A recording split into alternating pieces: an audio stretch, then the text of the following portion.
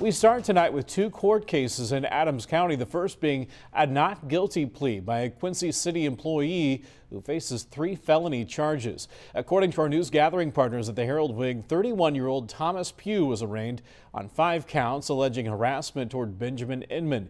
Pugh was accused of sending both texts and emails to Inman threatening, quote, an accident.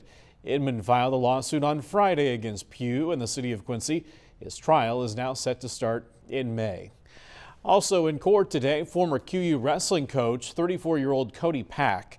The Herald-Whig reports that he was arraigned and pleaded not guilty on charges of hate crimes and aggravated assault. He's been in the Adams County jail since his arrest. The state's attorney's office alleges several allegations against him, including death threats to students. A follow-up hearing is now scheduled for February 17th.